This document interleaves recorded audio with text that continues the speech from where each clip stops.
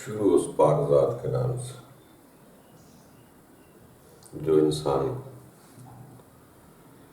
خالص بنا دیتی ہے۔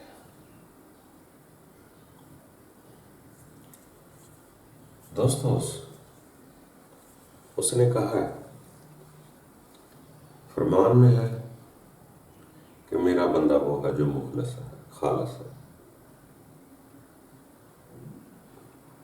جب تک ہم خالص نہیں ہوں گے اس وقت تک ہمارا اچھا کام بھی ہمیں کوئی فائدہ نہ دے گا۔ ہم جتنی بھی پریشانیاں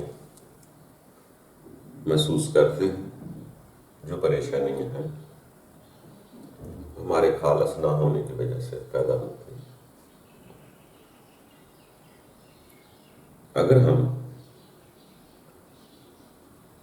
کوئی اچھا کام کریں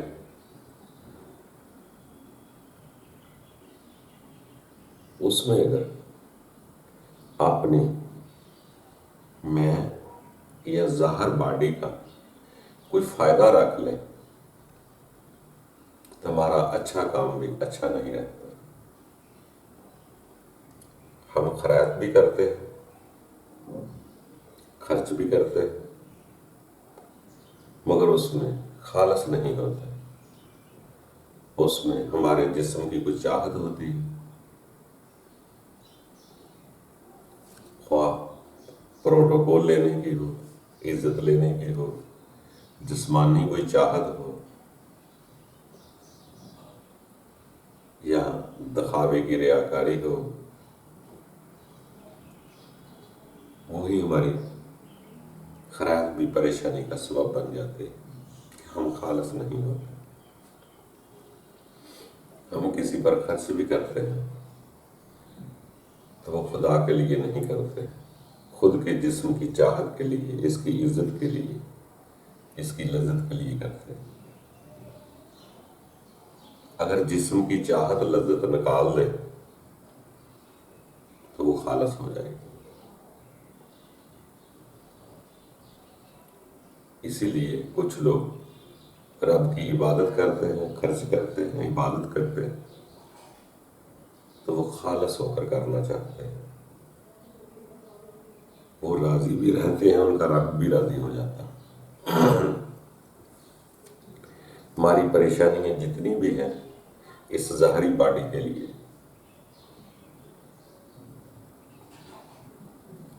اس کے لنک انسان کو پریشان کرتے ہیں۔ جتنی بھی پریشانیاں ہم لیتے ہیں ہمارے جسمانی لنک ہوتے ہیں۔ اگر کسی کے ساتھ لنک ہی نہیں رکھنا چاہتے تو پریشانی کیوں؟ کوئی پریشانی نہیں۔ پریشان ہم ہوتے اسی سے ہیں جس سے لنک ہوتا ہے۔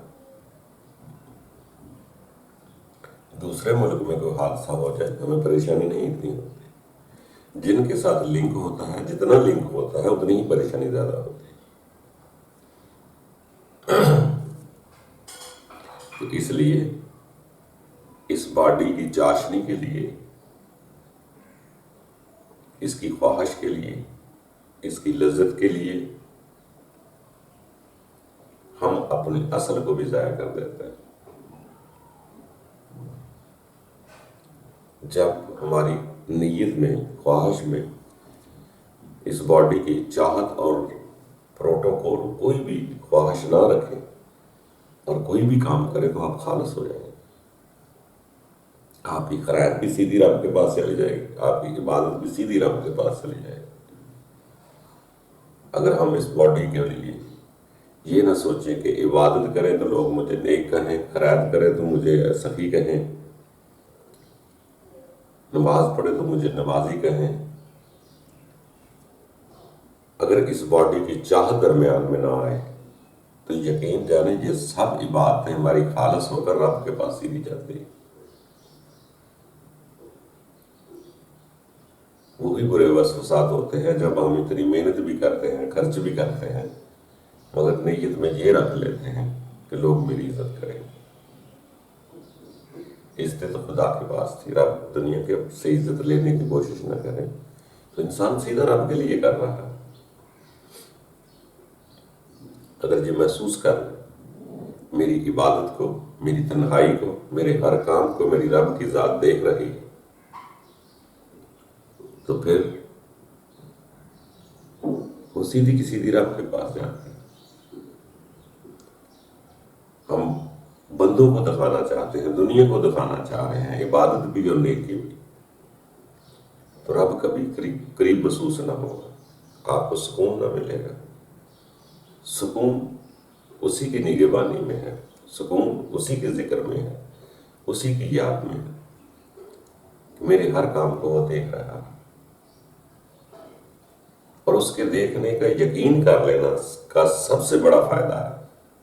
اگر ہم اس کو سمیع البصیر تسلیم کر لیتے ہیں کہ میری دل کی سوچوں کو بھی جانتا ہے، اگر اتنا یقین ہو جائے انسان کو، تو یقین جانے انسان کبھی بدنیت نہیں ہو، پھر اسے کسی کو دکھانے کی ضرورت نہ پڑے.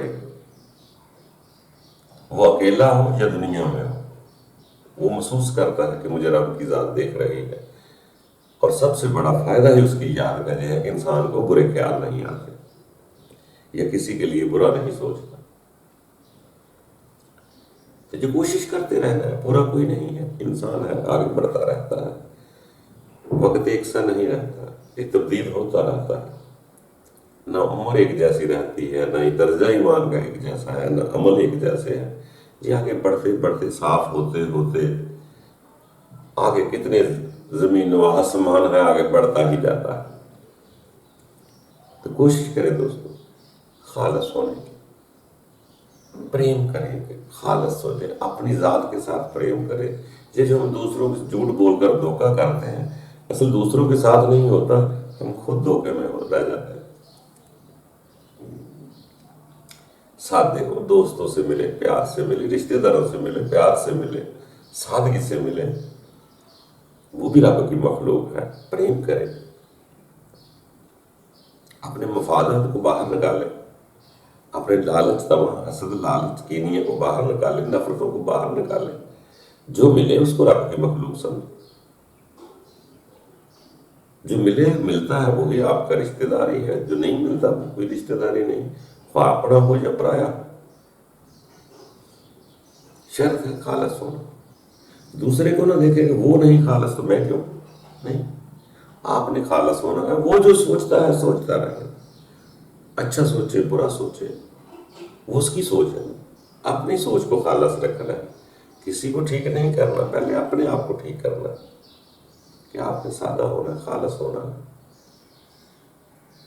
پورا کوئی نہیں ہے، سب آگے بڑھتے جا رہے ہیں.